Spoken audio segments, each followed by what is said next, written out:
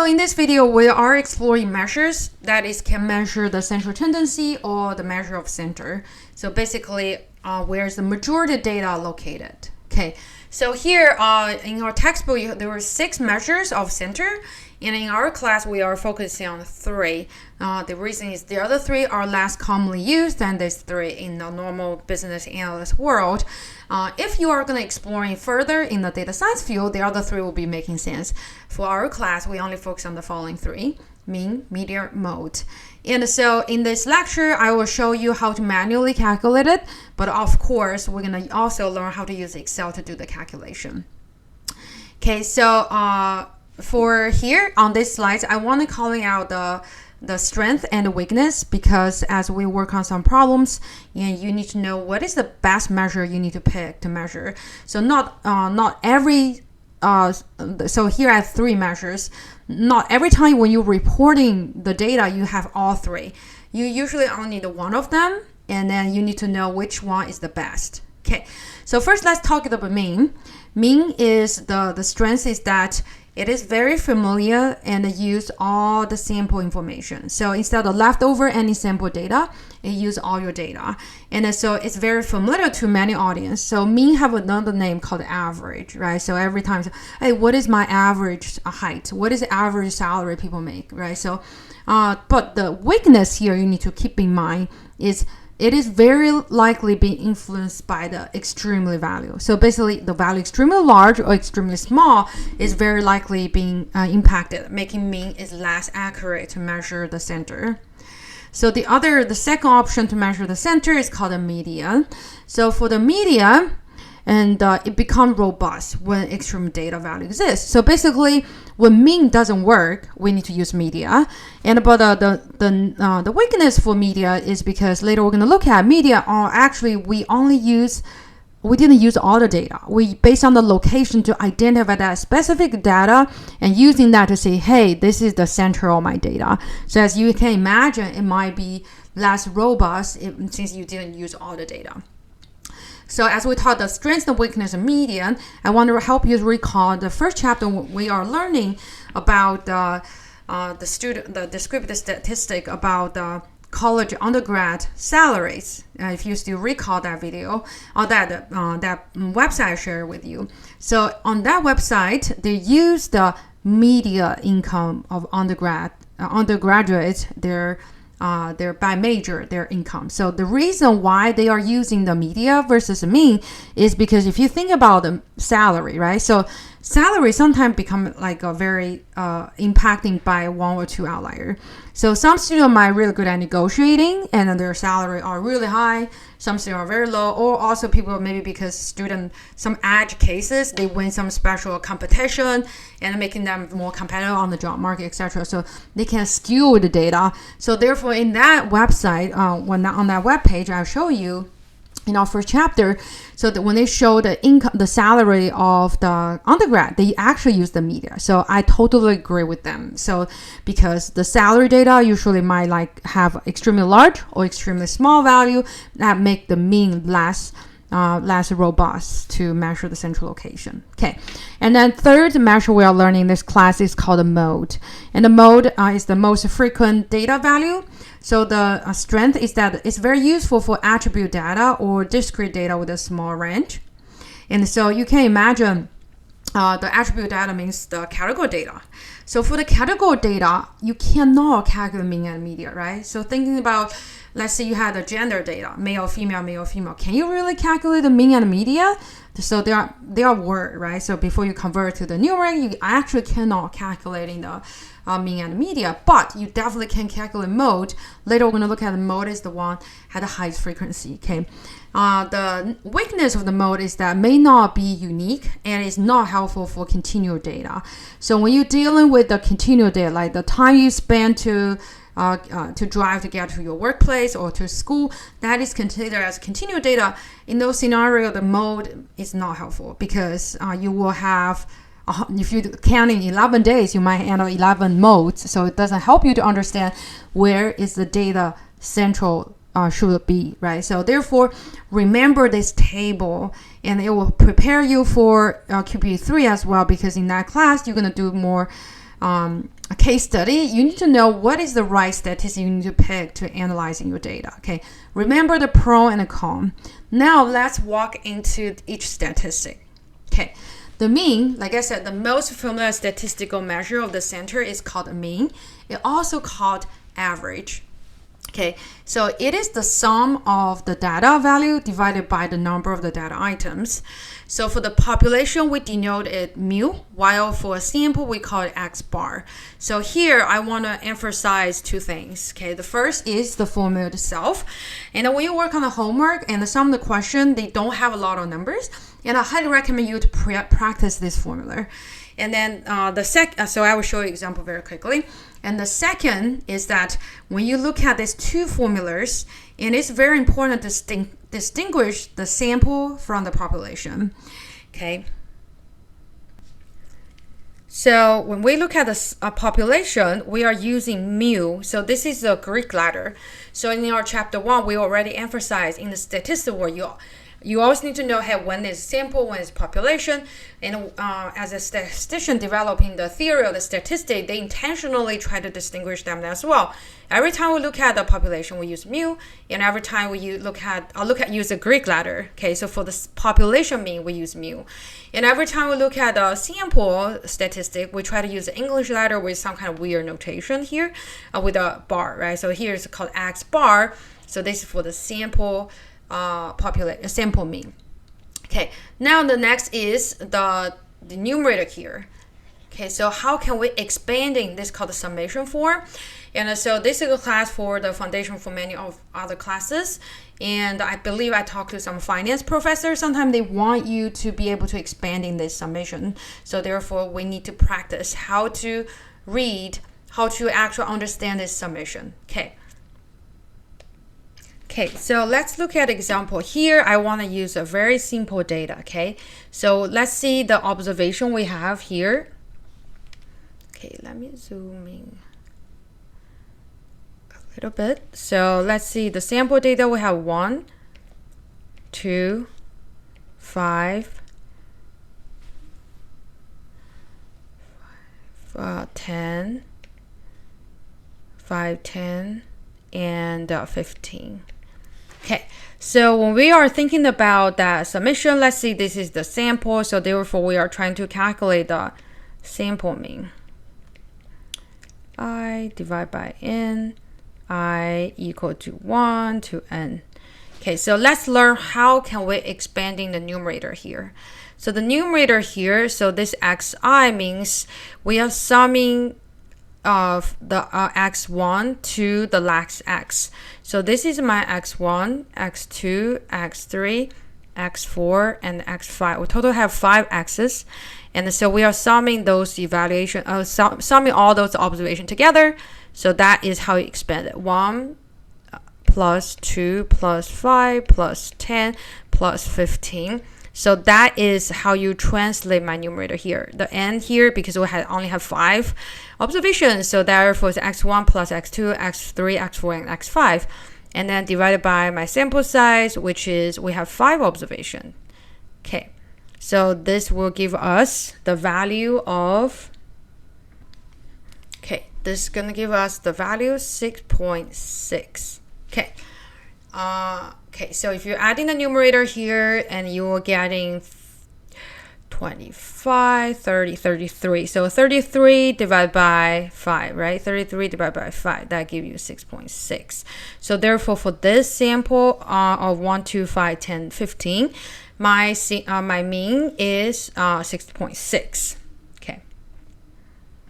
So as you can see on this formula, the sample mean and the population mean, really in terms of formula, there's no calculation differences except the notation, right? For the population, we use mu, and we use n, capital N, to stand for the population sample size.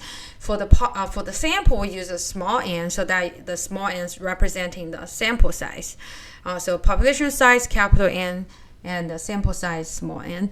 And so again, nothing different in terms of calculation except the notation. So therefore, when you work on the homework or any of the data and analysis, the mean you're calculating is not only representing your population mean, but also it can be a sample mean.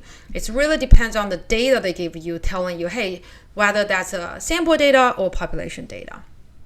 Okay, so as you can see for the mean, it is also called our arithmetic mean. It is the average with which most of us are very familiar.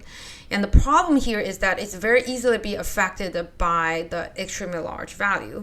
So to illustrate that, I'm going to using the same data set I just showed you on the whiteboard. And you can see if I'm adding or I'm replacing a value with extremely large value, how that actually impacting my central location of the data if I'm using the mean to evaluate it. Okay, now let's look at the same data set here. Instead of 15 here, let me change in my X5 to 1000. Okay, so as you can see, majority data are on, if you're thinking about the horizontal axis, right? So majority data are very close to 0, but somehow we have this last value is extremely close to my 1000, equal to 1000, which is really far away from the rest of the data. Remember, the measure of the central location is try to identify where is the majority data located, right? So that's where my center. So if I change my last data to 1000, it will become this. And then still divide by 5. And then you can see what is my answer now.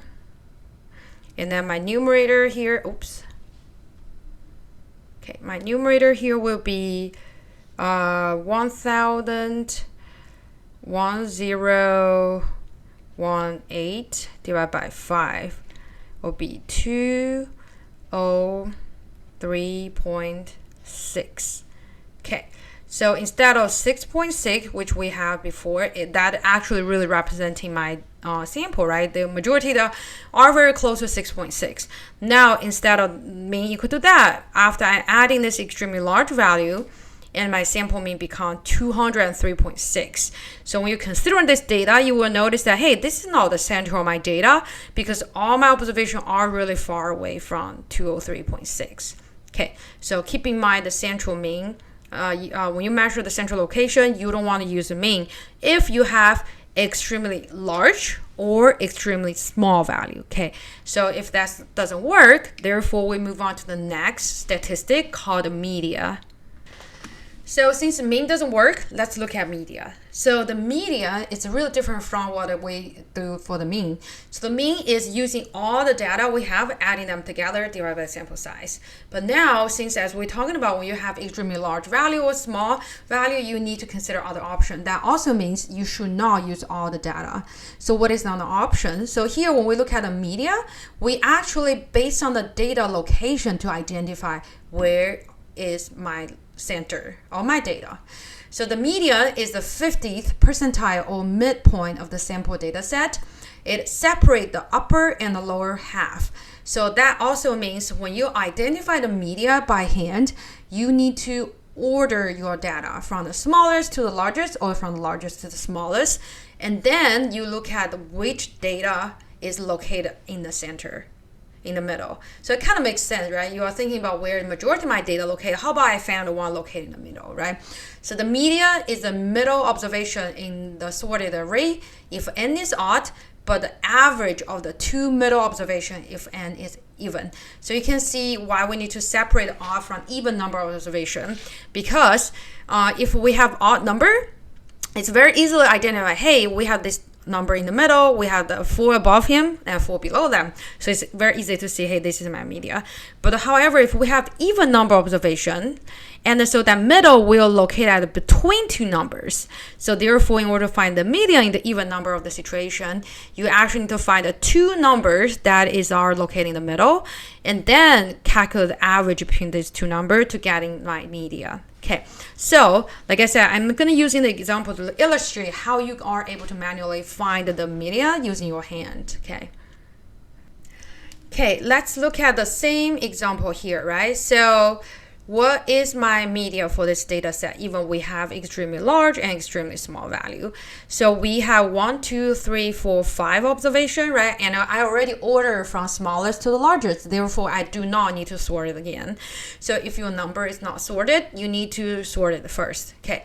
So now I need to find, first of all, I need to find how many number of observation I have.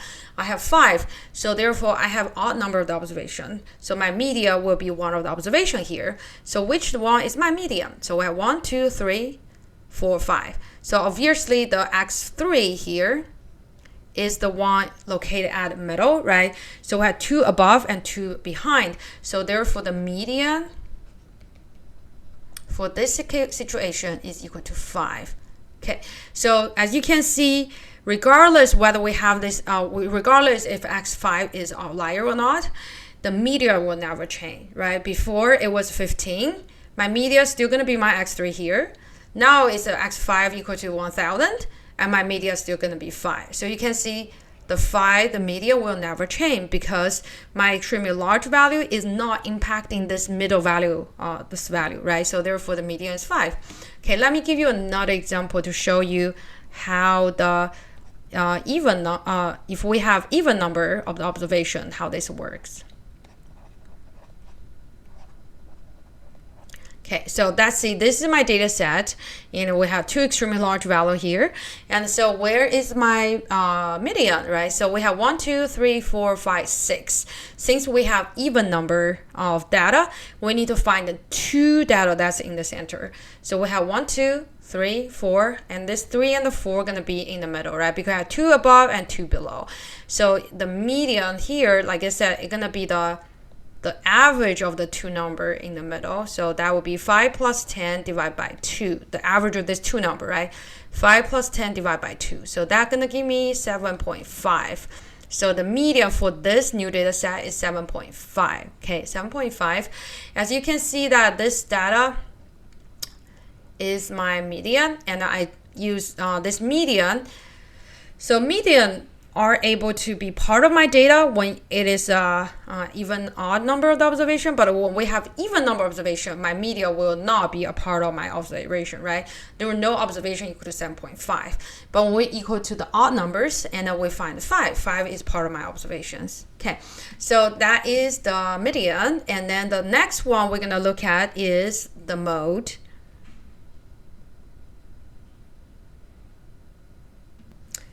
Okay, mode is the most frequently occurred data value. So easy way to find manually, again, still from order, sort your data from smallest to the largest, and then to count which observation have the highest frequency. So many have multimodal or no mode. So the mode is mostly used for discrete or category data with only a few distinct data values. And for continual data or data with a wide range, the mode is rarely used for. So the key takeaway here is, if you deal with a category data, so if I ask you, hey, summarize central tendency, and then mode will be your best options. And also you need to wear, even that's the case, if your category data showing there is not more than like 3 mode, the mode still not be helpful. Okay, so you can see the data below. Although it's continual variable, we definitely can find the data had the highest frequency. That is 167. It's the only data show 3 times, and the rest of the data only show once. So in that scenario, we can see, hey, the mode in this data set is 167. Again, this is a continual data set data. I still prefer not using the mode. I prefer to use the mean. If I had extreme value, then I will use the media. Okay, so this is the mode. So after we know mean, median, mode, and I want to introducing this concept is we are able to base on mean, median, and to identify the shape distribution. Okay, so we definitely can creating the histogram to identify the shape distribution. However, it become more meaningful when you also have the mean and the median to identify the shape distribution. As you can see, the first diagram here I'm showing you is called the skew left. So that's when the tail is stretching to the left. So if that's the situation, you always gonna find the mean is smaller than the media. Okay, remember, when mean smaller than the media, smaller than the mode, that is when we have skew left distribution. And when the mean equal to media equal to mode, and that is when we have symmetric data. So when the mode smaller than the media, smaller than the mean, that is when we have skew right data. Okay, so one thing I want to call out, remember the mode is the data at the highest frequency. So if you think about, this is my histogram, the height of the bar is telling us the mode, right? So therefore the peak we see in distribution is representing my mode, because that's the category had the highest frequency. So therefore the mode always corresponding to the peak. Okay, and then the mean is always closing to your tails, because think about what we just talked about. The mean are very easily affected by your outliers. So the outlier are being identified on your tails, right? The tail is where you identify your outliers. So therefore the tail is more likely to dragging the mean towards them. So therefore the mean is always getting closer to the tails. So if it's not symmetric. So that's why if the mean is smaller than the mode, it's always going to tell you that skew left. If the mean is larger than the mode, because the mean are dragging towards the outlier, right? So that was telling you the skew right. So that's saying, based on the mean, median, mode's relative value, you also can identify the shape distribution without looking at the histogram. Again, one more emphasize, we are talking about the quantitative data, right? Quantitative data is the one you can calculate mean and the media, and the quantitative data is the one you can create in the histogram. So therefore, in this slide, I'm emphasizing the quantitative data. So for the category data, it will be hard to say the shape distribution, okay? The category data will be hard to say the shape distribution. Okay, so I'm also sharing the Excel formula with you in terms of how to calculate mean, median, and the single mode. And after this lecture, we're going to look at the computer skill lecture. So in that lecture, I'll show you how to calculate mean, median, mode on the Excel, and then make sure you watch it. But before we move on to the computer skill, the Excel portion, I want to work on a practice question together with you. Again, the practice questions, some of them also help you on your homework due the weekend as well. Okay, so for the first question we're going to work on is just literally calculating mean, median, mode. I want to show you by hand. Of course, like I said, next one, the computer skill lecture, I will show you how to do it with using your computers. Okay, so Red Rocks ticket price, night concert, and we have 40, 60, 65, 71, 72, 75, 76, 78, and 98. And then the B is a sodiogram in the canned soup. It's 8 varieties, and those are numbers. So I'm going to show you how you are able to calculate mean, median, mode by hand. Again, this is the 2000 level courses, therefore I really focus on some foundational knowledge before we move on to the Excel, because once you go to Computer 3, that's when you're never going to need to use the pencil or pen again. And as we build a foundation, it's very important for you to know, hey, how this Excel actually did a calculation for you, right? Okay, let's look at together. So this is the first one, and in order to calculate the mean, and you can treat it as a sample mean or population mean. You will just get the exactly same number. I'm just treat it as a sample since I believe the population should be larger than that, right? Okay, so now this is the formula we saw on the Excel, in the lecture. So now in order to do that, we need to just add in all my observation together. 40 plus 60 plus 65 plus 71 plus 72 plus 75 plus 76 plus 78 plus 98. And 1, 2, 3, 4, 5, 6, 7, 8, 9. Okay, we divide by 9. Okay. So then I did a calculation for this one, the Red Rocket ticket price. So the numerator give me 635 and then divide by 9. Okay, so that will give us, divide by 9. So that will give me the value 70.56. Okay, so that approximately, so because 635 divided by 9, and then you should be get a 70.55555. And so if we keep 2 decimal places, and that is when I get 70.56. Okay, 17.56. So therefore the average ticket price is $70, right? $71. Okay, so now the next is trying to find a median. As you can see that for this data set, we really don't have extremely large or small value. Okay, we have 9 observations here. As we know, if it's 9, that is odd number of observations. So therefore, my median will be one of the value here. And so as you notice that we have 1, 2, 3, 4, 5, 6, 7, 8, 9. And then so my value 5, right? The position 5, so the number already sorted from smallest to the largest, so I don't need to sort number again. So the 5x5 here is located in the middle, so therefore my median here is 72. Okay, 72, kind of close to my mean. Okay, so the mode, if you look at all my data, we have 9 ticket price, they are all unique price, so therefore we have no mode. Not surprising, right? No mode. So therefore, if you think about the current situation, so my mean and the media, so the mean is smaller than the media. Okay, so they are not equal to each other, right? So they are kind of different. So, but kind of close. So you can imagine the distribution will sort of close to the symmetric, but the mean still not that close to the media, still smaller than the media. And so therefore,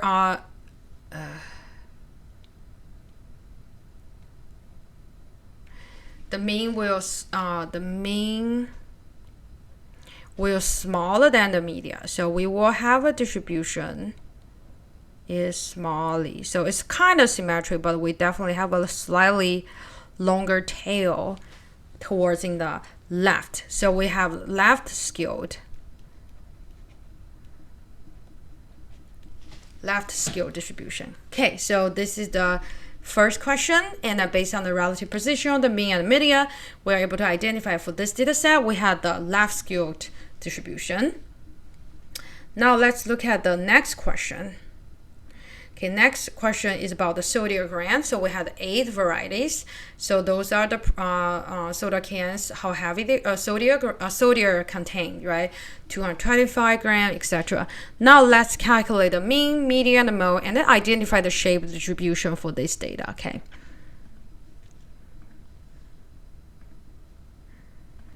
So this is the sodium contained and measured by gram.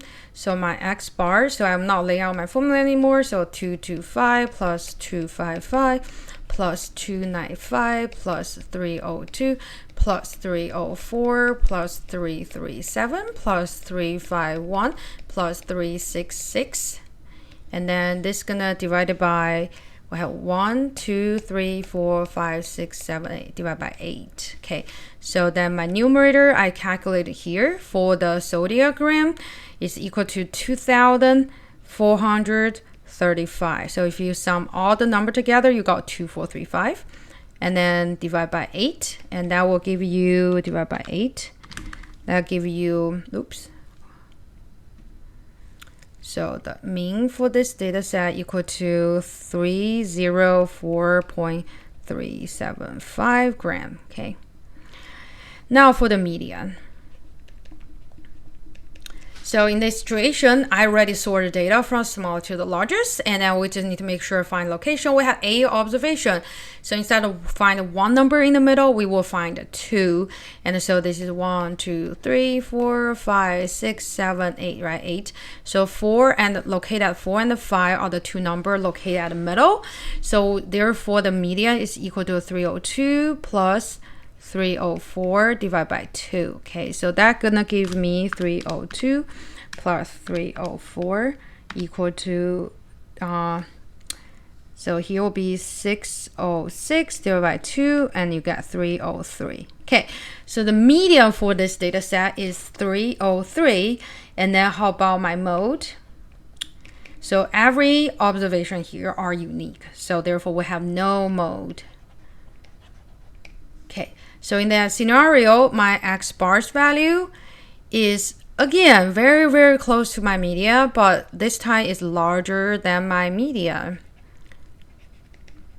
Okay, so you can imagine, so it's gonna be very close to a symmetric, but the tail on the left will be stretched a bit longer, slightly longer, because the median is the mean is larger than the median. So we have the skew right. Okay, always remember when you have x bar is the mean is the largest value, that means you have a sort of relatively large positive value dragging your mean towards it, right? So we have the skew right value. Okay, so this is the first question. Hopefully this practice allow you to understand how to use the formula to do the calculation. And now we're going to focus on the last one. So which distribution is least likely to be skewed to the right by high values? Okay, so when we have extremely large value, it will be skewed to the right. And that means in what scenario we were likely to have high values? Least likely to have very large values. First, annual income of N passenger on the flight from New York to London. Think about it. On the flight, right? You had called the business class. So business class, and also you had the super business class. New York to London, I don't remember, like United Airlines, they had like global polo or something. It's like very, very expensive. So you can imagine people who can afford those tickets, they must make a lot of money, right? So therefore we are likely to have very rich people on the flight from New York to London. So therefore you will have very large value, and then you will drag in your data, that tail towards in the right. So therefore A is very likely to be skewed to the right by the high value. Okay. So the answer will not be A. Look at B. Weekend gambling loss of N customer at a major casino. So about the loss, okay, although loss can be going to be when you think about loss, you're thinking negative value. But here we talk about loss itself, right? You lost $2,000, $3,000. As you can imagine, at casino places, you really can have people lost everything they have, $1 million, $2 million, right? So you can have extremely high values in the second scenario as well. So therefore, you won't choose B. C, accident damage loss by a renter of an auto rental company. So as you visit Los Angeles, you know that sometimes you can rent Lamborghini. So Lamborghini is very expensive, right? So you can have damage loss are extremely large if you had the rental at the Los Angeles rental Lamborghini. So that's going to be $1 million loss, right? So you do have high value skew to the right, right? So last one, cost a plain McDonald's hamburger in the U.S. cities. So hamburgers, the plain hamburger, $2 or $3. I never see any McDonald's hamburger going to be charged $1 million or $100. Even $100 is considered impossible because it's a franchise, so they control the price, right? So therefore, which distribution is least likely to be skewed to the right by high values? The answer will be D, because McDonald's control their price. They had a certain price range for that. The plain burger, I think it's going to be like $2, maximum $6. So you cannot have any hamburger from McDonald's charge you $100. Okay, so therefore the cost, especially it's about the cost. The cost of the plain McDonald's burger, it will be the one least likely to be skewed to the right by high values. Okay, so that's the end of the lecture video, and please watch the next one is about the computer skill, and where I show you how to use Excel to calculate the mean, median, mode.